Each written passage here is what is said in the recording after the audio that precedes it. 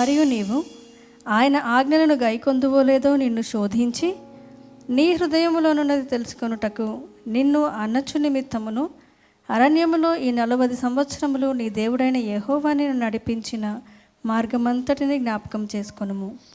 మరియు నీవు ఆయన ఆజ్ఞలను గైకొందువో లేదో నిన్ను శోధించి నీ హృదయములో నున్నది తెలుసుకొనుటకు. అంటే దేవుడు మనలను ఈ విధంగా కూడా పరీక్షిస్తాడా? 100% పరీక్షిస్తాడు. నీకు ఆ సామర్థ్యము ఉన్నది అని నువ్వు అనుకుంటున్నావు, కానీ దేవుడు ఆయన నీకు నేర్పించిన దానిని నీవు మరి విశ్వసిస్తూ దాని ప్రకారం నువ్వు జీవిస్తున్నావా లేదా అని ఆయనను పరీక్షించి కదా, నీవు ఆయన ఆజ్ఞలను గైకొందువో లేదో. కదా, తల్లిదండ్రులు చెప్పిందే మనం వినం, దైవజనుడు చెప్తే మనం వినం, తప్పులు పడతాం, పెడపార్థాలు తీసుకుంటాం కదా, కొత్తవి సృష్టిస్తాం. ఎందుకు అంటున్నానంటే సాధారణంగా ప్రతి ఒక్కరి జీవితంలో ఉండేదే ఇది. దేవుడు మనం పరీక్షిస్తాడంట, నీకు నేర్పిస్తాడు. మొదట నీకు జ్ఞానాన్ని నేర్పిస్తాడు, బుద్ధివాక్యాన్ని నేర్పిస్తాడు. నిన్ను ఎట్లా తయారు చేస్తాడంటే ఒక మంచి విశ్వాసి, ఒక బలమైన విశ్వాసి, క్రీస్తు వలె. అంటే శోధన ఉంటుంది, కానీ దానికి నువ్వు నిలబడాలా. నేను చాలామందిని గమనించాను, శోధన వచ్చినప్పుడు వాళ్ళు కూడా కొట్టుకొని పోతా ఉన్నారు. శోధన వచ్చినప్పుడు ఆ శోధనతో పాటు వాళ్ళు కొట్టుకొని పోతా ఉన్నారు. నేనేమంటానంటే, నువ్వు వినే వాక్యాన్ని నువ్వు నిజంగా పాటిస్తున్నావా? ఒకవేళ నువ్వు పాటిస్తే కనుక నువ్వు జ్ఞాపకం చేసుకోవాలి వెంటనే, అవును కదా నేను ఫలాని రోజున ఈ వాక్యం విన్నాను, ఈ వాక్యం విన్నానంటే వాక్యానుసారము నేను బ్రతకాలి, చెయ్యాలి, దాన్ని నేను అమలు చేయాలి నా జీవితంలో. మనం చేసేంటో తెలుసా? వాక్యం వింటాం, చప్పట్లు కొడతాం కదా, గొప్పగా ఒప్పొంగిపోయి మనం ప్రార్థనలో లీనమైపోయి మనము ఏం చేస్తాం? సంతోషంతో ఇంటికి వెళ్ళిపోతాం. కానీ వాక్యాన్ని మటుకు ఎప్పుడు పాటించలేము కదా. పాటల్లో ఉజ్జీవంతో మనము అభిషేకంతో నింపబడతాం, కానీ వాక్యానుసారం జీవించేది మటుకు మనకు చేత కాలేదు. అందుకే దేవుడు ఏం చేస్తాడంట, మరియు నీవు ఆయన ఆజ్ఞలను గైకొందువో లేదో నిన్ను శోధించి నీ హృదయములో నున్నది తెలుసుకున్నటకు నిన్ను అనొచ్చు నిమిత్తమును. ఏమంట? నిన్ను అనొచ్చు నిమిత్తము అరణ్యములో ఈ 40 సంవత్సరములు నీ దేవుడైన యెహోవా నిన్ను నడిపించిన మార్గమంతటిని జ్ఞాపకము చేసుకునుము. మరి 8వ వచనంలో మనం చూస్తే వాగ్దానములు మరియు హెచ్చరికలు ఇక్కడ మనం చూస్తూ ఉంటాం. ఇశ్రాయేలు ప్రజలను ఆ 40 సంవత్సరాలు ఆయన ఎంత స్పెషల్గా వాళ్ళను నడిపించాడంటే మనకు తెలియంది లేదు కదా, అన్నీ తెలుసు మనకి. కొన్నిసార్లు ఆ మూవీ ఏది, మన ఈ మోజెస్ సంబంధించినటువంటి మూవీస్ ఏదైనా మనం చూసినప్పుడు ఆ గ్రాఫిక్స్ వాళ్ళు పెడతారు. అది చూసినప్పుడు నిజంగా ఎంత గొప్పగా జరిగిందంటే అంతకంటే గొప్ప కార్యం జరిగింది అక్కడ.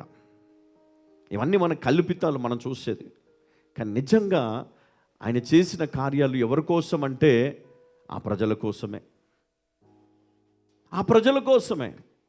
మరి మనం ఈరోజు గ్రహించాలి ఏంటంటే, నేను ఆశీర్వదించబడాలా, నా పరిస్థితి మారాలి అంటే దేవుడు నాకు ఆ శక్తిని నాకు ఇవ్వాలి. ఎలా ఇస్తాడు దేవుడు? ద్వితీయోపదేశకాండం 7వ అధ్యాయం 8వ వచనం. అయితే యెహోవా మిమ్మును ప్రేమించువాడు గనుకను తాను మీ తండ్రులకు చేసిన ప్రమాణమును నెరవేర్చువాడు గనుకను యెహోవా బాహుబలము చేత మిమ్మును రప్పించి దాసుల గృహములో నుండి ఐగుప్తు రాజైన ఫరో చేతిలో నుండి. ఎవరి దగ్గర నుంచి?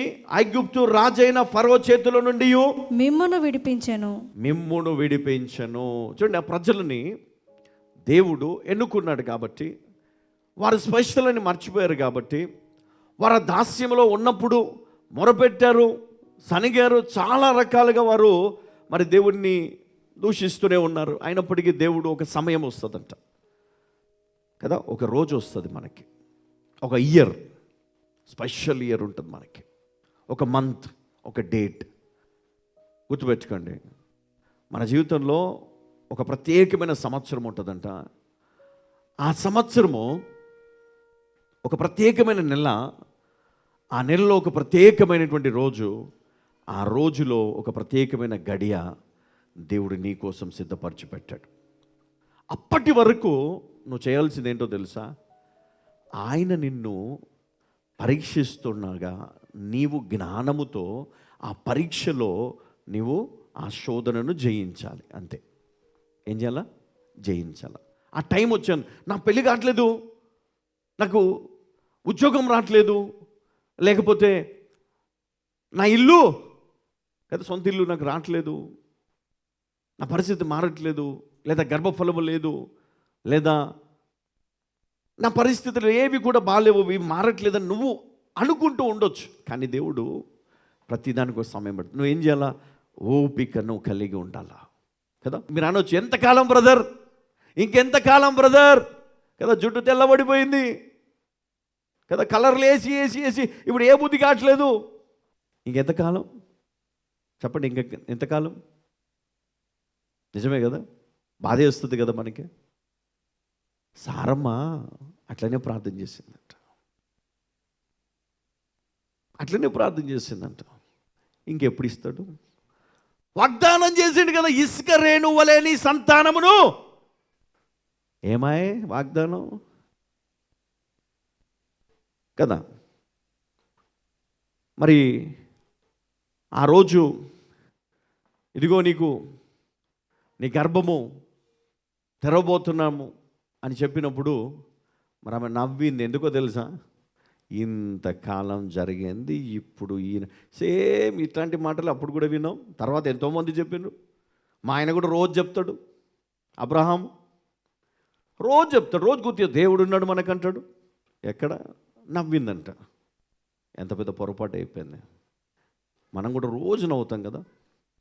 పక్కన వాళ్ళు అంటారు, పెళ్ళి ఎప్పుడు చేస్తావు, పెళ్ళి ఎప్పుడు చేస్తావు, చెయ్యవా నీ కూతురికి నీ కొడుకుకి పెళ్ళి అని అంటారు. నువ్వేమంటావు? ఎందుకు చేయను, చేస్తాను. వచ్చే సంబంధాలేమో వద్దు అంటున్నారు వీళ్ళు కదా. ఎందుకంటే ఇంకేదైనా ఉండొచ్చు. కానీ దేవునికి తెలుసు అంట, వాళ్ళ పెళ్ళి ఎప్పుడు జరగాలి అప్పుడే జరుగుతుంది. నువ్వు అడిగినంత మాత్రాన, నువ్వు నిందలేసినంత మాత్రాన, నువ్వు ఎత్తిపోడిసినంత మాత్రాన అది జరగాల్సిన సమయం వస్తే ఎవరు ఆపలేదంట. ఆపుతారా? ఎవరు ఆపలేరు. నువ్వు ఎన్నన్నా నువ్వు నిందలే, వాళ్ళకి ఏమీ కాదు. ఎందుకు తెలుసా? దేవుడు ఒక డేట్ పెట్టేస్తాడు వాళ్ళకి. హల్లెలూయ.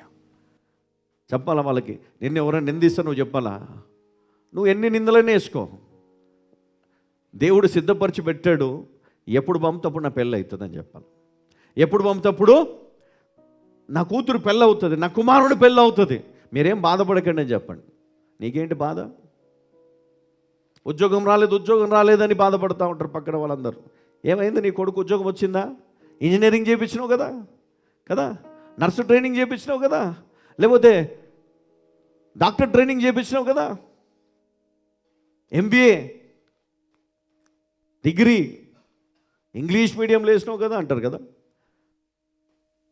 కానీ నేను చెప్తున్నా,